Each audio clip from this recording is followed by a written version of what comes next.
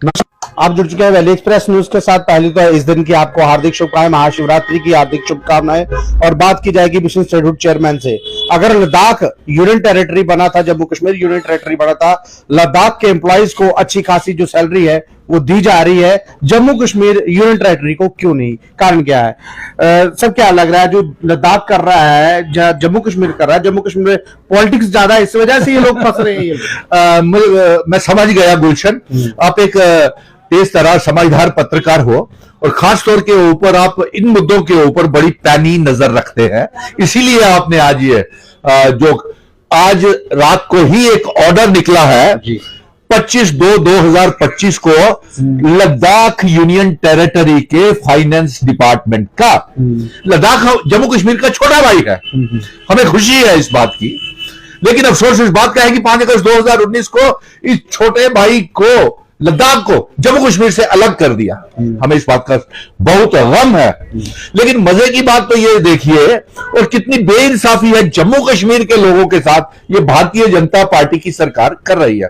यानी कि Ladakh union territory में भी यही होम मिनिस्टर अमित शाह जी, जम्मू कश्मीर में भी होम मिनिस्ट्री के अधीन और यही होम मिनिस्टर अमित शाह जी, और एक ऑर्डर निकलता है लद्दाख यूनियन टेरिटरी का। मुबारक है उन लोगों को, वो भी हमारे भाई है, कि उधर के डेली रेटेड वर्कर्स को जो तनख्वाह है वो 29 और 45 हजार के बीच कर दी गई है। ये महाशिवरात्रि का तोहफा है लद्दाख भाइयों को, हमें खुशी है। लेकिन अफसोस इस बात का है, देखिए ये जो स्लैब एलजी लद्दाख ने बनाई है उसमें 10 साल का जो डेली वेजर होगा उसको 29,000 रुपया दिया जाएगा, 13 साल का जो डेली वेजर होगा उसको 31,650 रुपए दिए जाएंगे, 16 साल से जो डेली वेजर काम कर रहा होगा उसे 35,000 दिए जाएंगे, 19 साल से जो डेली वेजर होगा उसे 37,080 यानी कि लगभग 38,000, और जो 22 सालों के काम कर रहा होगा उसको 41,400 रुपया यानी कि लगभग 42,000 रुपया, और 25 साल से जो daily Vaser daily rated worker का काम कर रहा होगा उसको 45,300 रुपया दिया जाएगा। ये ऑर्डर निकला है। नहीं, ये ऑर्डर तो है ही, जम्मू कश्मीर के लिए क्यों नहीं? जम्मू कश्मीर में पॉलिटिशियन ज्यादा है, जम्मू कश्मीर में यहाँ अखाड़ा ज्यादा है। देखिए यहाँ असेंबली सरकार बन चुकी है और असेंबली सेशन में लगने वाला है, लेकिन यहाँ वो कुछ नहीं। बिल्कुल बिल्कुल गुलशन, यही लोग मैं आपको बताता हूं अब जम्मू के साथ कितना बेइंसाफी और भेदभाव हो रहा है। लेफ्टिनेंट गवर्नर मनोज सिन्हा साहब, एलजी लद्दाख से कुछ समझिए, और होम मिनिस्टर अमित शाह जी आप इतना भेदभाव क्यों कर रहे हैं?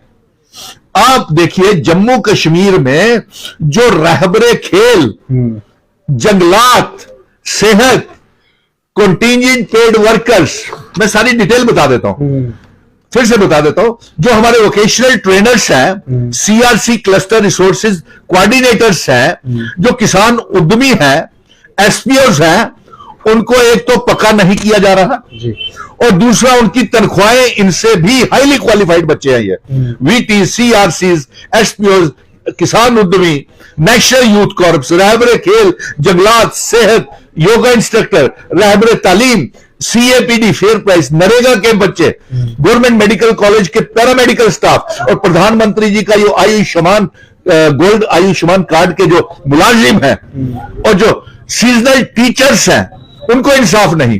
पीएचई, पीडीडी, पीडब्ल्यूडी के डेली वेजर्स को अब मैं बताता हूं, पीएचई, पीडीडी, पीडब्ल्यूडी के डेली वेजर्स को 9,000 रुपया मिलता है, यानी कि 310 रुपए के 311 रुपए के हिसाब से हर महीने का पर डे के हिसाब से मिलता है। ये कहां का इंसाफ है?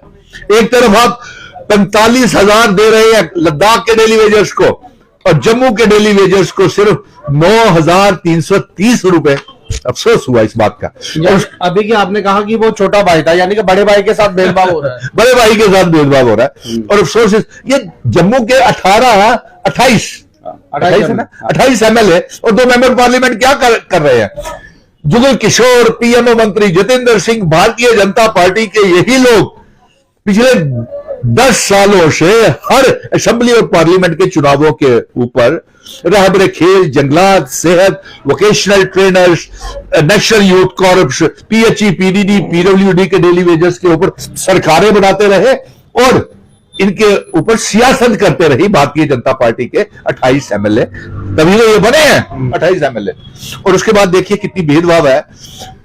ये हमारे सीआरसी वाले हैं, क्लस्टर रिसोर्सेज कोऑर्डिनेटर, उनको 31 मार्च के बाद डिसएंगेज किया जाएगा और उनकी तनख्वाह भी हाईली क्वालिफाइड बच्चे हैं, वोकेशनल ट्रेनर्स और क्लस्टर रिसोर्सेज कोऑर्डिनेटर, और उसको डिसएंगेज कर दिया जाता है और साथ में ठेकेदारी सिस्टम एजुकेशन डिपार्टमेंट में डाला हुआ है।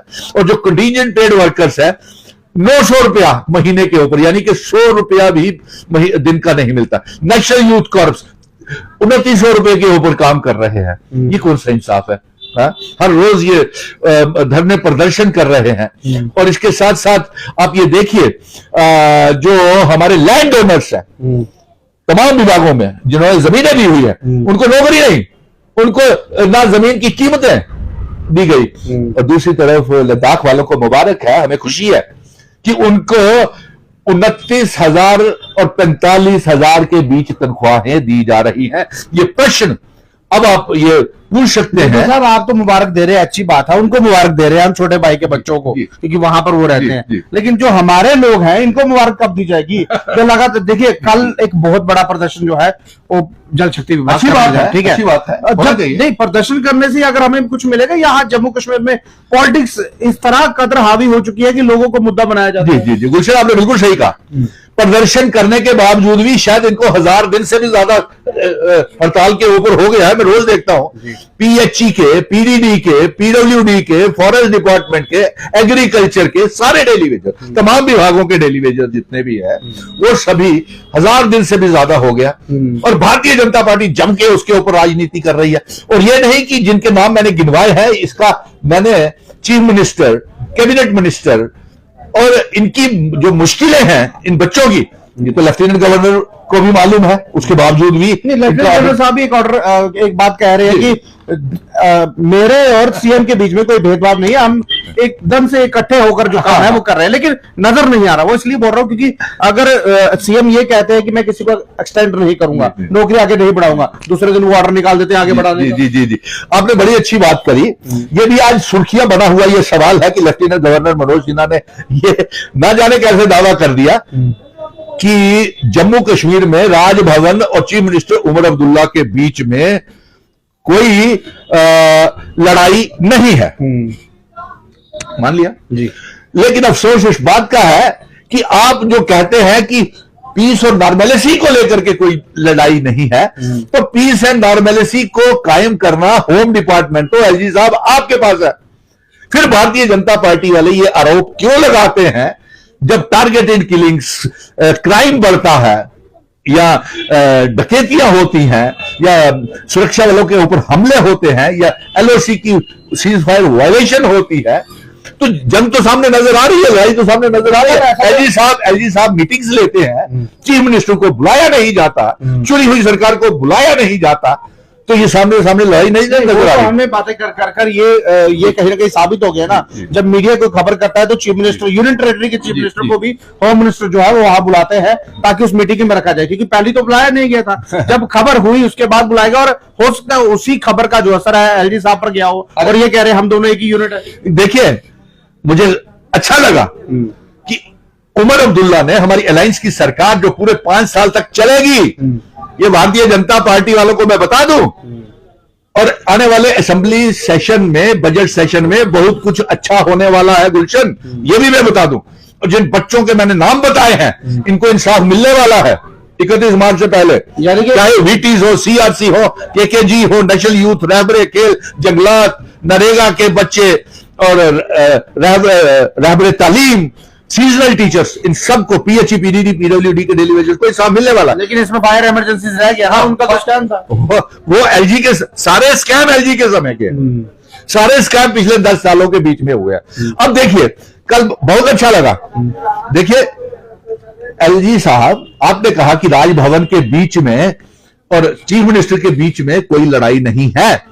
तो उमर अब्दुल्ला चीफ मिनिस्टर ये कहने के ऊपर क्यों मजबूर हो गए, क्यों मजबूर हुई चुनी हुई सरकार, और उमर अब्दुल्ला को यह बयान देना पड़ा कि यूनियन टेरिटरी की असेंबली बेकार है, इसके पास कोई इख्तियार नहीं होते और यह सिर्फ एक काम चलाऊ काम करना पड़ता है। और ये उन्होंने जम करके कहा है, उमर अब्दुल्ला ने मजम्मत की है कि यूनियन टेरिटरी की असेंबली किसी काबिल नहीं है और ये ऐसा नहीं होगा। Dual power system mission state, हम पहले दिन से कह रहे हैं, ड्यूल पावर राजभवन और सेक्रेटरीट से सरकार चल रही है, लोग नौजवान व्यापारी पिस रहे हैं, और इस दरबार मूव का भी हम अप्रैल महीने से शुरू करवाने जा रहे हैं। देखिए, भारतीय जनता पार्टी के प्रदेश अध्यक्ष जो रह चुके हैं रविंद्र रैना साहब, वो उनका एक ट्वीट नजर आया है, वो ये कह रहे हैं उमर साहब जो है वो कहीं ना कहीं स्टेट मांग रहे हैं, मैं ये चाहता हूं कि इनको अभी स्टेट ना दी जाए, 6 महीने के बाद दी जाए। ये तो यूटी में ही रहना चाहते हैं ना। अरे भैया, तू क्या बात करता है रविंद्र रैना, तू हार चुका है, लोगों ने तुझे हरा दिया है। भारतीय जनता पार्टी को पार्लियामेंट के चुनावों में बुरी हार और असेंबली के चुनावों में बुरी हार का सामना करना पड़ा। इस तरह से जेब फटी, इस तरह वो वोट फट गए। दूसरी बात, ये भारतीय जनता पार्टी तो महाराजा हरि सिंह जी की डोगरा रियासत वापस नहीं करना चाहती है, ये मैं कब से बोल रहा हूं, और ये इसलिए नहीं करना चाहती, ये रविंद्र रैना का जिसका आपने कहा है उसका बयान कोई मायने नहीं रखता है।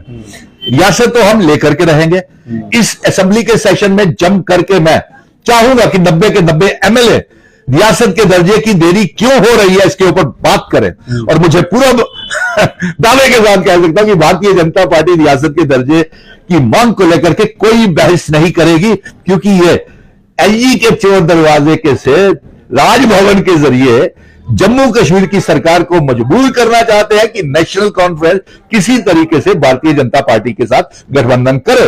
लेकिन मैं दावे के साथ कह सकता हूं कि भारतीय जनता पार्टी के साथ National Conference doctor Farooq Abdullah, Omar Abdullah कभी भी गठबंधन नहीं करेंगे। और दूसरा, हम अब बताइए कि ये बजट के ऊपर मैं कल देख रहा था, इनके बड़े बड़े नेता हर रोज बयानबाजी और प्रेस कॉन्फ्रेंसेस करते हैं। अरे कभी आपको मालूम है कि बजट करते हो आप, चाहे वो तारीफें करती हैं सीतारमन के फाइनेंस मिनिस्टर के बजट का, आपको मालूम है कि 1 रुपया 90 रुपए की कीमत 90 रुपए $1 के बराबर है। अफसोस है कितना गिर गया है भारतीय जनता पार्टी की हुकूमत में। हमारा रुपया 90 हो तो $1 होता है, यानी कि ये कीमत, और उसके ऊपर 1,500 करोड़ रुपया गुलशन जी बजट में, जम्मू कश्मीर के बजट में पिछले साल के मुकाबले में 1,500 करोड़ रुपया कम दिया, ताकि जम्मू कश्मीर की चुनी हुई सरकार काम ना कर सके, ताकि जम्मू कश्मीर की चुनी हुई सरकार 200 यूनिट बिजली फ्री ना दे सके, ना जम्मू कश्मीर की सरकार डबल राशन ना दे सके, 12 गैस के सिलेंडर ना दे सके, दरबार मूव ना शुरू कर सके। क्या बातें करते हैं? ये तो भेदभाव हो गया ना। जब एलजी साहब थे तो बजट पूरा था, आज चीफ मिनिस्टर बैठा है, उनको पता है, ये देखिए अवाम की नजरें जो है वो चीफ मिनिस्टर के ऊपर है और चीफ मिनिस्टर ही कुछ करेंगे। अब उनका बजट ही रोक दिया जाएगा तो वो क्या करेंगे, इसलिए तो वो बोल रहे हैं खोखली सरकार चल रही है। अरे भाई, बजट देखिए, चुनी हुई सरकार तो लोगों की नुमाइंदगी करेगी और हम पूरे 5 साल निकालेंगे। और दूसरा मैं ये बता दूं कि ये सीधा सीधा बेइंसाफी और भेदभाव तो यहीं पे नजर आ गया कि लद्दाख की यूनियन टेरिटरी के लिए ऑर्डर निकलता है, डेली वेजर्स की वहां पे तनख्वाहें 29,000 से लेकर के 45,000 हो गई हैं, और जम्मू कश्मीर की सरकार में यहां पे रेट जो डेली वेजर्स के और इन बच्चों को जो तनख्वाहें मिल रही हैं, नेशनल यूथ कॉर्प्स को आप देखिए 3,000 रुपए महीने के ऊपर, 100 रुपए रोड के ऊपर, हाईली क्वालिफाइड बच्चे, वही रहबरे खेल भी, जबकि आज एक कुलचे वाला भी इतने पैसे 5,000 वहां देखिए, वहां कश्मीर में, जम्मू और कश्मीर में, जम्मू और कश्मीर में आपको बताऊं कि रहबरे खेल बच्चों को 200 रुपए पर हर रोज के मिलते हैं, और वहां 6,000, और लद्दाख में 18,000 रुपए। बताइए यार, आप बीजेपी वालों, आपको अफसोस नहीं होता इनके ऊपर जब करके आपने मुझे एक चीज पूछनी है इनकी आपसे। बेरोजगारी के ऊपर आपने लद्दाख में ना एनसी है, ना कांग्रेस है, ना बीजेपी है, ना पीडीपी है। वहां पर पॉलिटिशियन मैक्सिमम नहीं है जी। और वहां पर काम तरक्की हो रही है। जी। यहाँ पर पॉलिटिशियन इतने हैं कि आदमी कम है, पॉलिटिशियन ज्यादा है। जी, जी। और मैंने पहले ही कहा था स्टार्टिंग में, यहाँ पर पॉलिटिक्स का शिकार हो रहे हैं ना ये जो लोग, डेली वेजेस लोग। तो अफसोस है यार गुलशन, आज मुझे इतना मेरा दिल परेशान है और लोगों के इतने टेलीफोन कॉल्स आ रहे हैं जम्मू कश्मीर के हर इलाके से। हमारा बेरोजगार पढ़ा लिखा नौजवान तनाव में है, जम्मू कश्मीर में काम नहीं हो रहे, सरकार काम करना चाहती है, जनादेश मिला हुआ है, मैंडेट मिला हुआ है। मैं ये कहना चाहता हूं कि उमर अब्दुल्ला साहब जम करके आर्टिकल 370 के ऊपर असेंबली में बहस की जाए। लास्ट सवाल लास्ट सवाल रहेगा मेरा ये सवाल है, अगर पीएचई, पीडीडी या डेली वेजर 61,000 की बात कर रहा हूं मैं, अगर ये असेंबली में एक ऑर्डिनेंस लाते हैं 370 के लिए, तो उन लोगों के लिए भी एक ऑर्डिनेंस लाके पास कर दिया। अगर ना किया, ये पास कर एलजी को दे दे। अगर एलजी ना करे, भारतीय जनता पार्टी ना करे, फिर तो उनके सर पे है ना। बिल्कुल करनी चाहिए। बहुत अच्छा आपने गुलशन बहुत अच्छा किया। कम से कम ये पता तो चले कि किस एंड के ऊपर राजभवन या सेक्रेटरीट की जो हुकूमत है, चुनी हुई सरकार की जो हुकूमत, किस एंड के ऊपर कौन काम नहीं कर रहा, कौन सी पार्टी इनका काम नहीं होने दे रही। क्या ये नेशनल कॉन्फ्रेंस नहीं होने दे रही? ऐसा हो नहीं सकता। नेशनल कॉन्फ्रेंस करना चाहती है, अलायंस की हमारी सरकार करना चाहती है, मिशन स्टेटहुड करवाना चाहता है, लेकिन भारतीय जनता पार्टी सिवाय सियासत के जिस तरीके से ये, और मैं ये भी कहूंगा कि रियासत के दर्जे के ऊपर भी बहस की जाए, पता तो चले कि रियासत के दर्जे में कौन देरी कर रहा है डोगरा रियासत की वापसी को लेकर के। आर्टिकल 370 पे भी बहस की जाए, बेरोजगारी के ऊपर भी बातचीत की जाए, 200 यूनिट बिजली फ्री, 12 गैस के सिलेंडर और डबल राशन, और यहां तक कि जो शराब के ऊपर बैन लगाना है उसके ऊपर भी बातचीत की जाए, ताकि हम लोगों में इन लोगों को बेनकाब कर सके। और ये ऐसा जो ऑर्डर निकला है लद्दाख का, ये जम्मू कश्मीर के नौजवानों के ऊपर जख्मों को कुरेद रहा है, नमक का काम कर रहा है। होम मिनिस्टर अमित शाह साहब, प्राइम मिनिस्टर अमित शाह साहब, आपने वादा किया है, फिर भी उसके बावजूद आप हमारी रियासत हमको वापस नहीं दे रहे। बहरहाल देख लीजिए, लद्दाख, देखिए जम्मू कश्मीर लद्दाख एक ही पार्ट था और लद्दाख को अलग कर दिया गया। लद्दाख जो मांग रहा है उसको वो नहीं मिला, लेकिन सरकारी मुलाजिम जो है उनको सुविधाएं जो है वो दी जा रही है, ऑर्डर निकला है। जम्मू कश्मीर में भी सरकारी मुलाजिम है, लेकिन वो डेली वेजर है, ना उनको सरकार की कोई सुविधा मिलती है, ना ही कोई इनकी, और ना उनको वो पक्का करते हैं। लेकिन उमर सरकार क्या करेगी? उमर सरकार क्या इस असेंबली में ऑर्डिनेंस लगाकर उनकी फाइल को पास कर देगी? अगर उमर सरकार पास करती है तो पेच फंसता है एलजी के ऊपर और सेंट्रल गवर्नमेंट पर। अगर ये ना करे तो पता चलेगा कौन काम करने दे रहा है, कौन काम नहीं करने दे रहा है। ये बच्चे भी जानते हैं जी, जिन बच्चों के नाम गिनवाए हैं, सीआरसी, वीटीज, एसपीओज, डेली वेजर्स, एनवाईसी, रहबरे खेल, ये भी बच्चे जानते हैं कि ये भारतीय जनता पार्टी इनका काम नहीं होने दे रही, क्योंकि ऐसे कुछ इनके लीडर हैं इन तंजीमों में घुसे हुए, जो भारतीय जनता पार्टी के इशारों के ऊपर हाँ करते हैं या ना करते हैं। नहीं, असेंबली वो में जब विषय बजाते हैं ये चल पड़ते हैं। नहीं, मैंने कहा ना, अगर असेंबली में पारित हो जाए फिर तो ये फंस जाएंगे। बिल्कुल। बहरहाल ये लाइव दृश्य अगर आपको अच्छे लग रहे हो, अपनी महत्वपूर्ण राय कमेंट बॉक्स में जरूर रखिएगा और इस वीडियो को ज्यादा शेयर कीजिए। नमस्कार।